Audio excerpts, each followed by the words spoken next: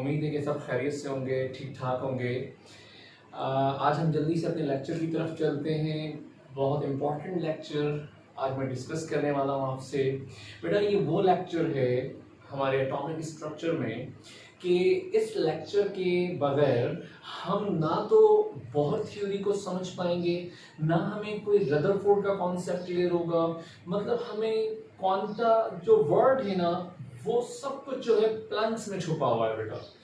तो planks theory जो है तमाम एटॉमिक स्ट्रक्चर में हमें हेल्प देती है।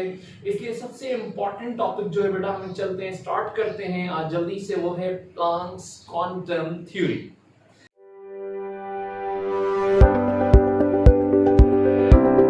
तो आज का लेक्चर बेटा हम स्टार्ट करते हैं और लेक्चर क्या है? Planck's quantum theory. ठीक है, मोस्ट इंपॉर्टेंट टॉपिक है।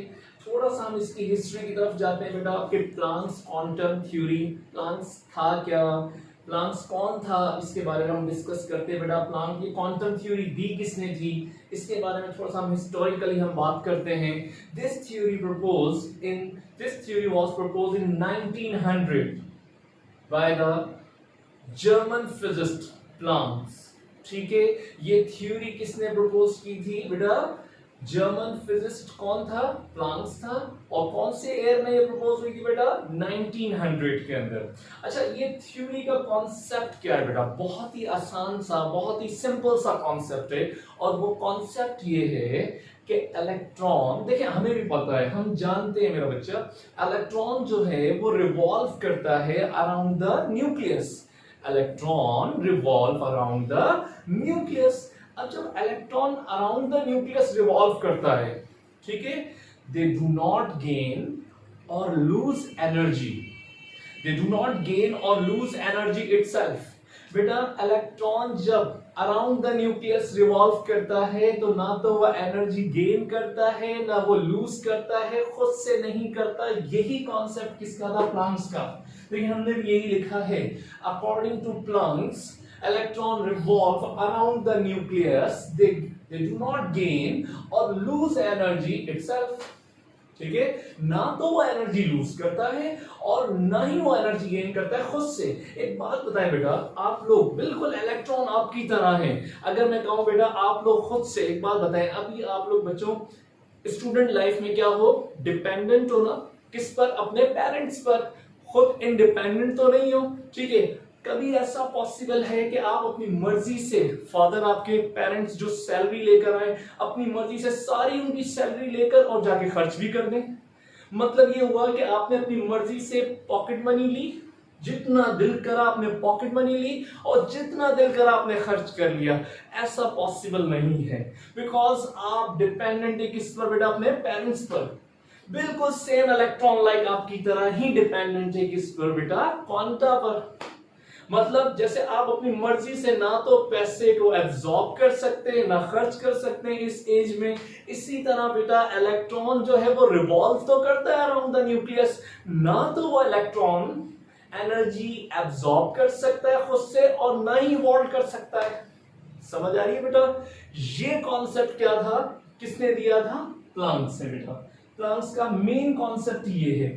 फिर होता क्या है, इलेक्ट्रॉन किस पर डिपेंड करता है? तो इलेक्ट्रॉन बेटा याद रखिएगा जो डिपेंड करता है वो किस पर करता है? क्वांटा। चीजों को समझने की ज्यादा कोशिश करें बेटा, लिखा और हमारे पास हर बुक्स में, हर नोट्स में होता है। तो याद रखिएगा इलेक्ट्रॉन अपनी मर्जी से ना एनर्जी इवॉल्व कर रहा है खुद से, ना एब्जॉर्ब कर रहा है। इलेक्ट्रॉन जो एनर्जी एब्जॉर्ब या इवॉल्व करता है अकॉर्डिंग टू क्वांटा। क्वांटा क्या होता है बेटा? याद रखिएगा, क्वांटा कहते हैं पैकेट ऑफ एनर्जी को, पैकेट ऑफ एनर्जी। या फिर हम बेटा याद रखिएगा क्वांटा किसको कहते हैं? Packet of photon. हम इसको पैकेट ऑफ फोटोन का भी नाम देते हैं।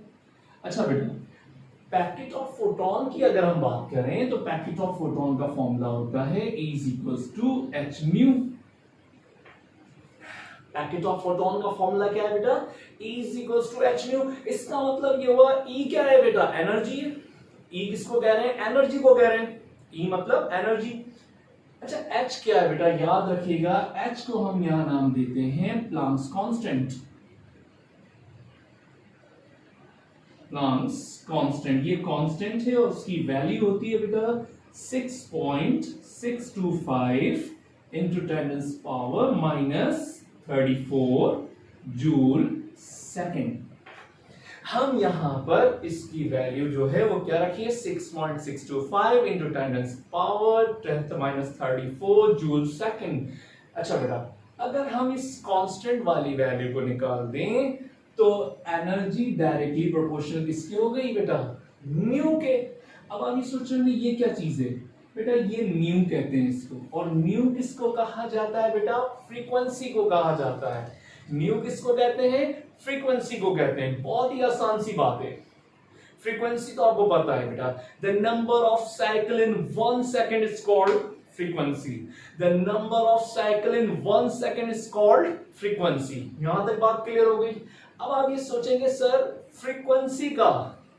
फ्रीक्वेंसी का एनर्जी से क्या ताल्लुक है, the number of cycles, the number of waves का, इसका फ्रीक्वेंसी का एनर्जी से क्या रिलेशन है। मतलब प्लैंक्स की इस इक्वेशन के अंदर, प्लैंक्स की इस फॉर्मूले के अंदर बेटा आप ये सोच रहे होंगे कि न्यू क्यों आ रहा है, ठीक है, क्योंकि बेटा जितनी भी हम बात करते हैं इलेक्ट्रोमैग्नेटिक रेडिएशंस की, तो याद रखिएगा इलेक्ट्रोमैग्नेटिक रेडिएशन की बात करने से पहले मैं आपको समझा दूं बेटा, लाइट जिसको हम एनर्जी कह रहे हैं, एनर्जी जो है बेटा ट्रैवल करती है एज लाइक अ वेव, और जहां बात लाइट की आएगी, जहां बात वेव की आएगी, वहां पर बात बेटा न्यू की भी आएगी, ठीक है, क्योंकि न्यू क्या है, फ्रीक्वेंसी, जहां बात वेव की होगी वहां बात फ्रीक्वेंसी की भी होगी।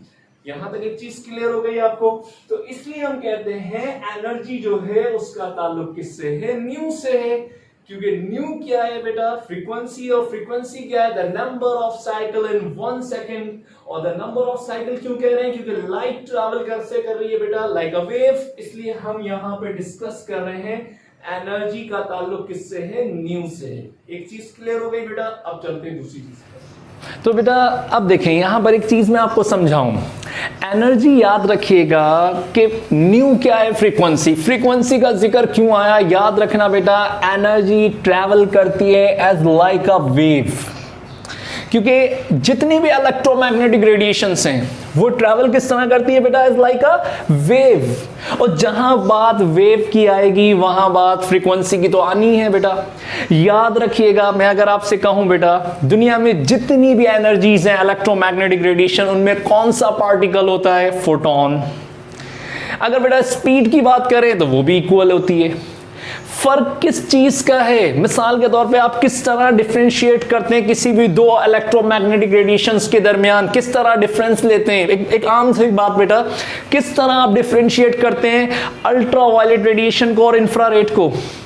क्या अल्ट्रावायलेट में फोटोन होता है, इंफ्रारेड में नहीं होता? ऐसा नहीं है, दोनों में कौन सा पार्टिकल है बेटा, फोटोन है, ठीक है। दोनों की स्पीड बराबर है, लेकिन दोनों में फर्क किस चीज का है बेटा, यस, दोनों में डिफरेंस किस चीज का है, फ्रीक्वेंसी का। जो मैंने आपसे कहा वो मैं आपको बार बार क्या कह रहा हूं, जितनी भी एनर्जीज हैं वो किस तरह ट्रैवल करती हैं, लाइक अ वेव, और जहां बात वेव की आएगी वहां बात फ्रीक्वेंसी की भी आएगी। देखें मैं आपको समझाऊं, जैसे हम एक काम करते हैं, हम एक डिस्टेंस यहां पर बनाते हैं, ये दो लाइंस मैंने ड्रॉ की हैं बेटा, इनके दरमियान 1 सेकंड्स में होने वाली वाइब्रेशंस को हम कंपेयर करेंगे। देखें अगर कोई रेडिएशन से 1 सेकंड में उसने ये वाइब्रेशन की, दूसरी किसी एनर्जी की बात की, 1 सेकंड में होने वाली वाइब्रेशंस ये हुई, एक और एनर्जी की बात कर लेते हैं बेटा, 1 सेकंड में होने वाली वाइब्रेशन ये हुई। देखें अब बेटा ये 3 अलग अलग तरह की एनर्जीज हैं, ठीक है, ये 3 अलग अलग तरह की एनर्जीज हैं। अब मुझे बताएं इन 3 अलग अलग एनर्जीज में क्या डिफरेंस आपको नजर आ रहा है। तीनों में पार्टिकल क्या है, फोटोन है, ठीक है, तीनों इलेक्ट्रोमैग्नेटिक रेडिएशंस हैं, तीनों में बेटा फर्क किस चीज का है, फ्रीक्वेंसी का है। आप खुद नजर आ रहा होगा, ज्यादा फ्रीक्वेंसी इस एनर्जी में हुई है, इसमें फ्रीक्वेंसी कम है, इसमें फ्रीक्वेंसी और भी कम है। क्लियर हो गई बात। तो याद रखिएगा बेटा, एनर्जी जो है वो डायरेक्टली प्रोपोर्शनल है फ्रीक्वेंसी के। इसका मतलब जितनी ज्यादा फ्रीक्वेंसी होगी उतनी ज्यादा एनर्जी होगी, जितनी कम फ्रीक्वेंसी होगी उतनी कम एनर्जी होगी। मिसाल के तौर पे अगर ये 3 तरह की इलेक्ट्रोमैग्नेटिक रेडिएशन है तो मैं आपसे कहूंगा बेटा सबसे ज्यादा एनर्जेटिक कौन सी इलेक्ट्रोमैग्नेटिक रेडिएशन है, तो आप ये कहेंगे क्योंकि इसकी फ्रीक्वेंसी ज्यादा है और यस फ्रीक्वेंसी ज्यादा है तो एनर्जी भी ज्यादा है। अच्छा एक और चीज बेटा आ जाती है, दो वेव्स के दरमियान का जो डिस्टेंस होता है उसको हम नाम क्या देते हैं, वेवलेंथ। और वेवलेंथ जो है याद रखिएगा बेटा रिप्रेजेंटेड बाय लैम्डा। देखिए यहां पर वेवलेंथ ज्यादा है, यहां पर वेवलेंथ बेटा कम है, यहां पर वेवलेंथ देखें और भी कम है। इसका मतलब यह हुआ जहां एनर्जी ज्यादा होगी, देखें बहुत सिंपल है, जहां एनर्जी ज्यादा होगी वहां वेवलेंथ कम होगी। इसका मतलब एक फॉर्मूला हम और लिख लेते हैं बेटा, energy is inversely proportional to the wavelength. बहुत ही सिंपल हो गया, energy is inversely proportional to the wavelength. Clear हो गई बात, ये मतलब जहां एनर्जी ज्यादा होगी वहां वेवलेंथ कम होगी, जहां एनर्जी कम होगी वहां वेवलेंथ ज्यादा होगी। एक और भी लिख लेंगे बेटा, देखें formula number 1, equation number 1, equation number 2, देखें आप फॉर्मूलास खुद बना सकते हैं। नंबर 3 हम ये भी लिख सकते हैं बेटा, yes frequency is inversely proportional to the lambda. क्या ये लिखा जा सकता है? बिल्कुल लिखा जा सकता है, क्योंकि फ्रीक्वेंसी किसके इनवर्स हुई बेटा, लैम्डा के। जहां फ्रीक्वेंसी ज्यादा है वहां लैम्डा कम है, जहां फ्रीक्वेंसी कम है वहां वेवलेंथ ज्यादा है। तो क्या मैं ये कह सकता हूं बेटा, नंबर 4 फ्रीक्वेंसी जो है वो डायरेक्टली प्रोपोर्शनल है व्यू। बेटा देखें क्या मैं ये लिख सकता हूं, फ्रीक्वेंसी डायरेक्टली प्रोपोर्शनल है न्यू बार वेव नंबर के। बिल्कुल, जितनी ज्यादा फ्रीक्वेंसी होगी उतना ज्यादा, जितनी ज्यादा फ्रीक्वेंसी होगी उतना ज्यादा वेव नंबर होगा। समझ में आ गई? तो एनर्जी का ताल्लुक किससे है बेटा, फ्रीक्वेंसी से। इसलिए प्लैंक्स के फॉर्मूला में क्या आता है, E equals to H nu. Nu मतलब क्या हुआ बेटा, फ्रीक्वेंसी, क्योंकि हर इलेक्ट्रोमैग्नेटिक रेडिएशन की फ्रीक्वेंसी क्या होती है, डिफरेंट होती है। अब फ्रीक्वेंसी की वजह से इफेक्ट भी क्या होगा, डिफरेंट होगा बेटा। फ्रीक्वेंसी की वजह से इफेक्ट भी क्या होगा, डिफरेंट होगा। देखें ना, एक आम सी मिसाल दूं, वेदर का भी चेंज आता है। अगर इससे हटके मैं आपको एक एग्जांपल दे रहा हूं बेटा, वेदर की बात करें विंटर में और समर में। विंटर में आपको सनलाइट कितनी अच्छी लगती है, लेकिन समर में आप देखें कितनी बुरी लग रही होती है। ऐसा ही है ना, तो इफेक्ट तो है, यहां पर इफेक्ट तो है ना, वही सनलाइट का इफेक्ट हमें चेंज मिला।